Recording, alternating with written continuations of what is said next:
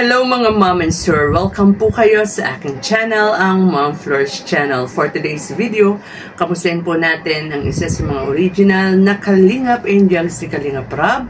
Kalingap Angel ni Kalingap Rab. Siyempre, pag sinabi natin original Kalingap Angel, siyempre, nasa batch 1 yan. Ang tinutukoy ko ay ang tinaguriang Chinita Princess, ang Morena Beauty sa kabundukan. Walang iba kung hindi si Dara Bell. Ayan, Dara Bells.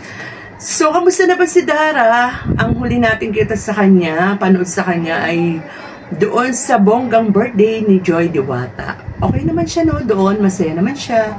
And nakita natin na nag-i-enjoy siya. Ayan ang, alam niyo po, ayan ang gusto natin kay Dara, no? Very loyal sa Kalingap yan. Kapag may event ang Kalingap o ganap ang Kalingap, talagang nandun siya lagi. Lalo na kung pagpangbong Kalingap talaga, no? And ano lang siguro bihira lang yung mga ganap na wala si Dara. At madalas na ang kanyang dahilan kung hindi siya nakakapunta, walang titingin o walang kasama si Bea. Si Bea kasi ay isa sa mga priority ni Dara. Siya nga po pala, gusto ko lang pong liwanagin doon sa mga supporters ni Dara na patuloy pong nagpupush sa love team nila ni Michael o ni Mixilog, na sa ngayon po ay humihingi ng paumanhin si Dara kasi hindi pa po talaga siya parang ready sa pakikipag-love team dahil talagang maraming priorities si Dara ngayon.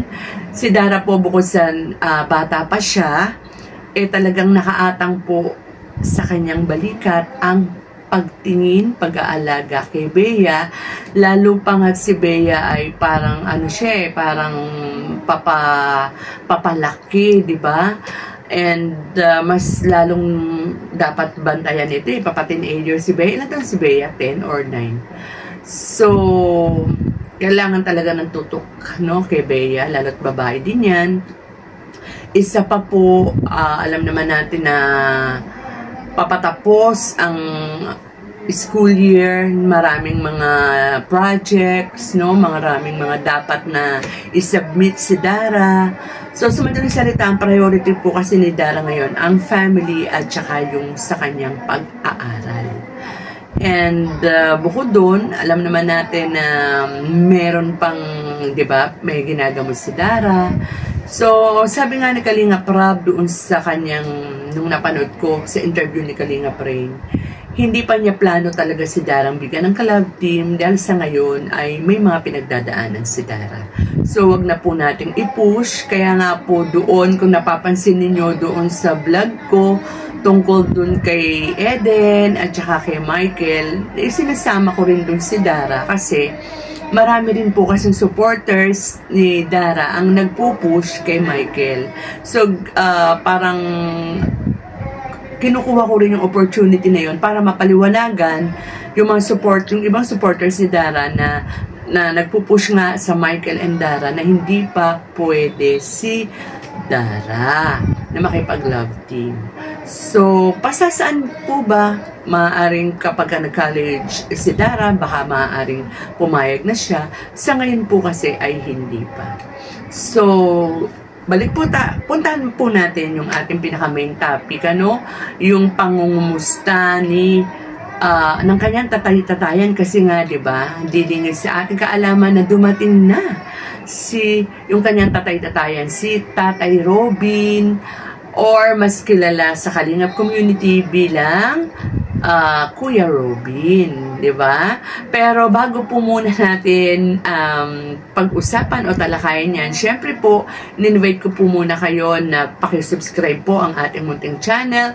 Kung hindi pa po kayo nakakasubscribe at pakilike po ang ating video kung nagustuhan naman po ninyo ang ating talakayan. Syempre po, huwag natin kalimutan at unahin sa lahat ang ama ng Kalingap, Kuya Val Santos Matubang, ang ina ng Kalingap, Ate Edna Vlogs, at syempre kung bakit may mga Kalingap Angels, ang dahilan ng lahat, Kalingap Rab, and ang kanyang may bahay, Miss Jackie Tapia Matubang, at lahat po ng Kalingap Charity Vloggers, lalo na po yung mga totoo pong lumilingap sa mga kababayan nating mahihirap, nangangailangan ng tulong, at isa na nga po dyan si Kuya Robin or si Indiano Bicolano. Isama nyo na rin po ka-business official at Papa Dins TV. Maraming pong salamat.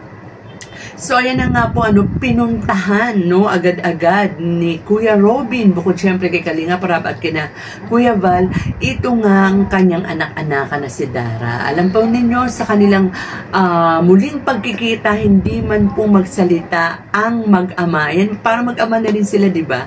Ay kitang-kita natin sa kanilang, yung emosyon, sa kanilang mga facial expression na talagang na-miss nila ang isa't isa. At talagang may pagkikare sila sa isa't isa. Especially si Tatay Robin, humihingi ng pasensya, ng pangunawa kay Dara. Dahil naturingan siyang nanggaling sa kanyang bayang Sinilangan. Ayan, sa India, sa kanyang sariling bayan. Wala raw siyang pasalubong, wala siyang maiabot kay Dara. Naku, Tatay Robin, o Kuya Robin, intindidong ni Dara yan. At lahat ng mga Darabel supporters, kasi hindi naman pulingit sa kaalaman nating lahat yung nangyari sa inyo, di ba? Unang-una, nagpunta ka sa India, hindi para mamasyal, hindi para magbakasyon, kung hindi dahil nga sa malungkot na pangyayari na namatay po ang iyong mahal na ama at nagkaroon ka pa ng problema sa mga papers at salamat na lamang at hindi ka nakulong. At maraming salamat nga kay Kalinga Prab dahil nandyan siya para humingi ng tulong. Sabi nga ni Kuya Robin, baka kung hindi dahil kay Kalinga Prab, baka nakulong na siya. So maraming salamat muli at muli kay Kalinga Prab. So, Kuya Robin, kahit wala kang na ibigay kay Dara, napakahalaga naman ang ginampanan mo dahil sa'yo na ipahatid mo ang tulong mula sa mga nagmamahal na supporters ni Dara. Una na nga rito ang Darabels International kasi yung bigas po dyan, yung isang sakong bigas na inihatid ni Kuya Robin ay galing niya sa Darabels International at yung 5,000 po ay galing naman sa Dara Globis. Plus, yung 500 para kay Lola ni Dara, galing din yan sa Darabels International. Speaking of Lola ni Dara, napansin nga o nakita muli ni Kuya Robin na yung bahay ni Lola ay hindi pa natatapos. Parang na naman siya, parang nalungkot na naman siya, tumingi na naman siya ng paumanhin kasi nangako daw siya na siya yung sasagot o magbibigay siya ng bubong para sa bahay ni Lola. Dahil nga namatay ang kanyang tatay o ng kanyang ama, kinakailangan niya yung pera.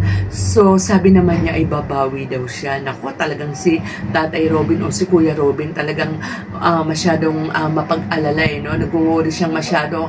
Tulad ng sinabi ko kanina, nothing to worry dahil intindido yan nila Dara. Sabi niya babawi daw siya. So, ang importante, Kuya Robin, nakauwi ka na maluhalhati dito at muli nakapiling mo ang iyong mapagmahal na asawa si Ate Pia at syempre ang iyong mga anak na kaitagal na nangulila sa iyo. Kasama dyan syempre si Dara at saka si Bea. So ayan tingnan ninyo ang kanilang pagyayakapan, ng pagpapaalaman nila, talagang sila ay punong-puno ng emosyon. Maraming salamat talaga at nakauwi ka na. At maraming salamat din Kuya Robin dahil nakamusta na naman natin ang magandang si Dara, si Gandara. Dara Gandara. Ayan, rhyme na rhyme pala. At siya nga po pala, bago ko makalimutan, sa pagkahol ng aking aso, pasensya na po kayo, masyadong maingay yung aso namin. Gusto ko pong batiin ang mga tita ni Dara, si Tita Edna, Tita Shane, at syempre po ang Tita Japan. Yan po ay mula sa Darabels International. Mag-iingat po kayo dyan mga tita ni Dara at maraming salamat lagi na sa pagsuporta nyo kay Dara. Ganon din sa Darabels International syempre. At dun po naman sa Globis, ang nakilala ko lang po dyan na parang tumutulong kay Dara ay si Ma'am Amy. So, shout out sa inyo lahat at maraming salamat sa pagsuporta kay Dara at ganun din po, maraming salamat din sa patuloy na panonood at pagsuporta sa ating mga reaction video, lalo-lalo na ang may kinalaman kay Dara. So, ayan, may nakalimutan pa ba ako? At syempre, gusto kong i-shout out ang nabuong relasyon dahil sa Darabels International. Yung admin ng Darabels International, si Admin Raf, at yung GC, no? At isa sa mga admin sa GC ng Darabels International, si Bam. Ayan, nakakatawa naman, ano. So, Dara, may malaking ano ka dyan, may malaking papel ka kung bakit nabuo ang relasyon ni Admin Rap and Admin Bam. Siguro, pag-uwi ni Bam, no, nabalitaan natin, pag-uwi ni Bam, kasala na. Baka pwedeng ma-invite nyo ako dyan. De, joke lang, ano. Basta masaya lang ang lahat, masaya na rin si Mom Flor's Channel. So with that, mga kalingap, mga kadarabels, hanggang dito na lang po muna ang ating kwentuhan. Ingat po tayong lahat and God bless. Ang pagtulong nyo ay inspirasyon.